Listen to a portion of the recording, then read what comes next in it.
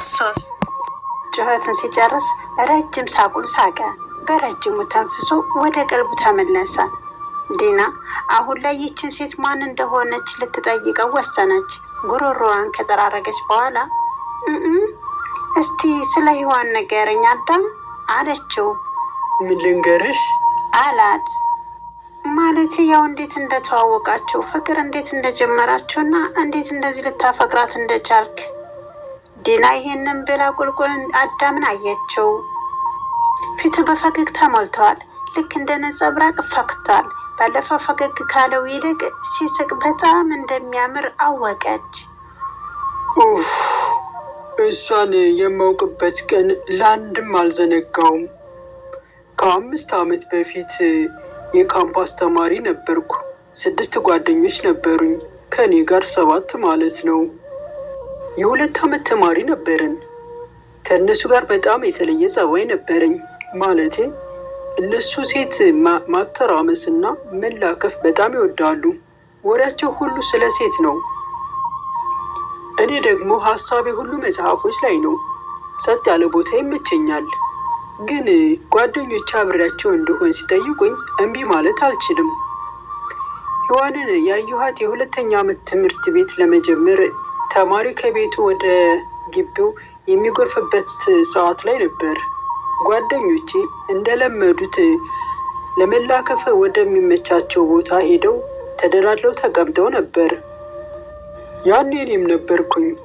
አንድ መካከለኛ ቁመት ያላት በጣም ቀይና ጸጉሯ በጀርባዋ ላይ የወረደ ግን በቅጡ ያልተያዘ ጸጉር ያላት የወንድ የሚመስል አለባበስ ለብሳ በአጠገባችን እልፍ ስትል አንዱ ጓደኛችን አረ ይቺ ልጅ ፍሬሽ ናት መሰል፣ አይቻት አላውቅም፣ እስቲ ላስደስታት አለና ድምፁን ሰልከክ አድርጎ እሙዬ ሻንጣውን ላግዝሽ አላት።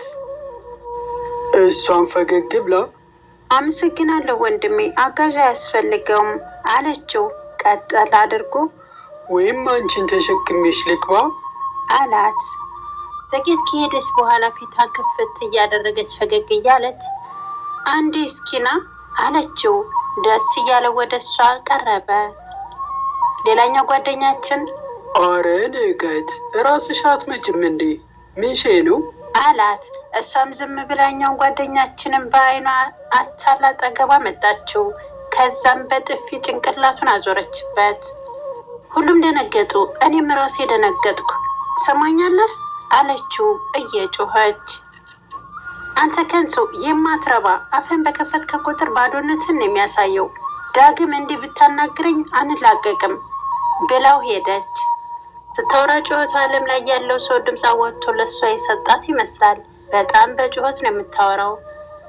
ልጅቷ ከሄደች በኋላ ጓደኛችን በድንጋጤ ደርጎ ጉንጩን እያሻሸ መጣ። ምን ብልሃት ነው ስንለው ለምንድን ነው ወንድም የምትይኝ? ይልቅ ማታ አልጋ ይዘን ለምን አናወራም ነበር ያልኳት አለ። ሁላችንም በጣም ሳቅንበት። ይቺ ሴት ሔዋን ነበረች። ሁሉንም ሴት ሲላከፍ እየፈሩና እየተሽኮረመሙ ሲሄዱ እራሷን ያላስገበረች ሔዋን ናት። የምሽኮረመምልህ ወይንም የምፈራህ እንዳይመስልህ፣ በጭራሽ እንዳትሳሳት፣ ቀና ብለህ እንዳታየኝ፣ ተግባባን ብላው አስጠንቅቀው ነበር። በጣም ገረመችኝ። ወኗና በራስ መተማመኗና ሁሉ ነገሯ አስገረመኝ።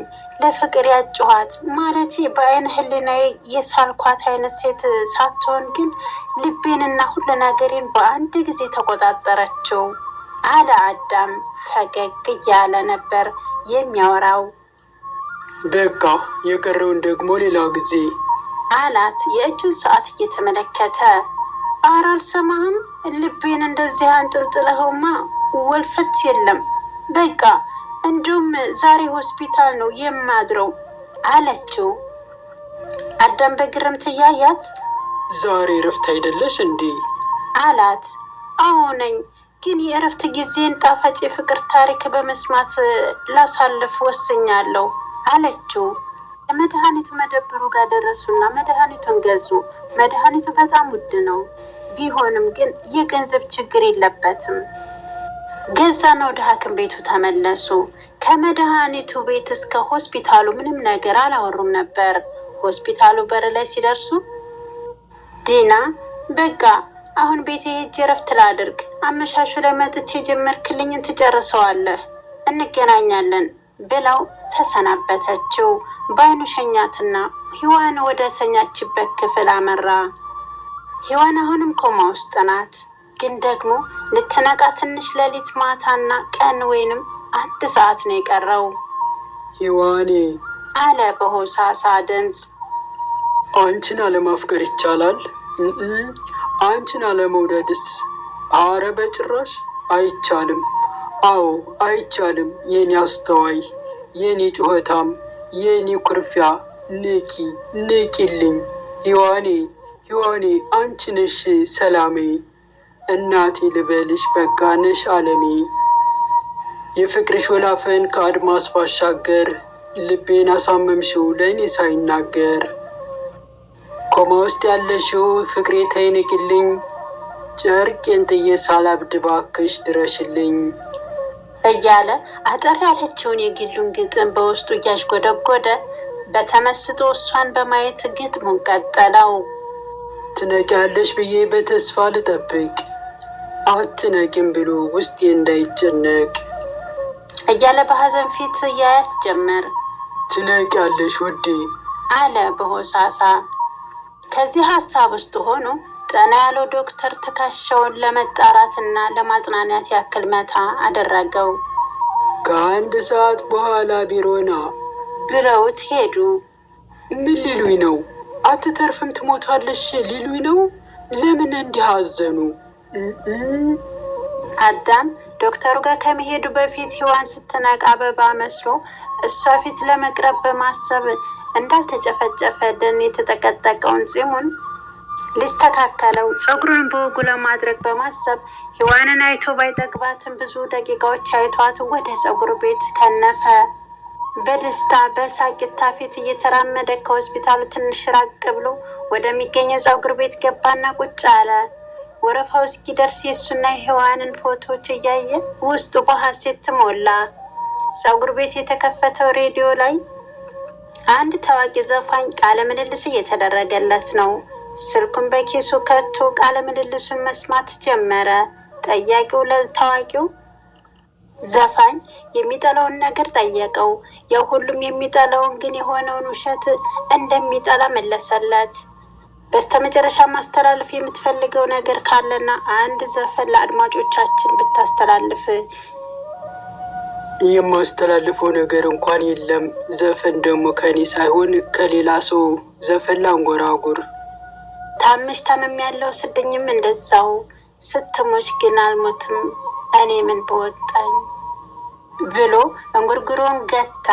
አዳም በጣም ተናደደ፣ ብሽቅ አለ፣ በገነ። ምክንያቱም ግልጽ ነው።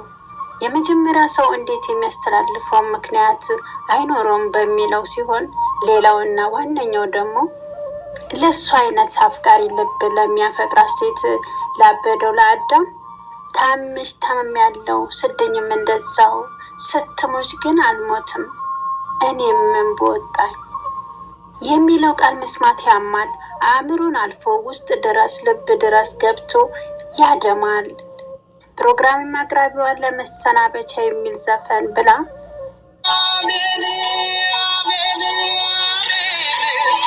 የሚለውን የነዋይ ደበበን ዘፈን የፕሮግራሙ መዝጊያ አረገችው። ቢያንስ የጋዜጠኛዋ በጋበዘችው ዘፈን ንዴቱ ጠፋ። ወደ ኋላ ከሔዋን ጋር ያሳለፉት የፍቅር ጊዜ ማሰብ ጀመረ። ከዓመት በፊት ዩኒቨርሲቲ እያሉ ልደቷን ስታከብር ይህንን ዘፈን በማራኪ ድምፅ የዩኒቨርሲቲ የሙዚቃ ባዕድ አጋዥነት በምርጥና በግቢው ባነጋገረና ባስደመመ መልኩ ዘፈኑ ሰርፕራይዝ አድርጎት ነበር። አደራ ክፍል 3 ይህን ይመስል ነበረ። በክፍል 4 እስከምንገናኝ ቸር ሁሉ ይግጠመን። አድማጭ ተመልካቾች እስከ ቪዲዮ ፍጻሜ አብራችሁ ስለነበራችሁ እጅግ አመሰግናለሁ። ይህንን ቪዲዮ ከወደዳችሁት ሼር፣ ላይክ እንዲሁም ደግሞ ሀሳብ አስተያየታቸውን በኮሜንት እያሳወቃችሁ ለቤቴ ለዚህ ቻናል አዲስ የሆናችሁ ሰብስክራይብ በማድረግ የዘወትር ቪዲዮ እንዲደርሳችሁ በተናም በመጫን የዘወትር ታዳሚ እንድትሆኑ በአክብሮት እጠይቃለሁ። ሰናይ ጊዜ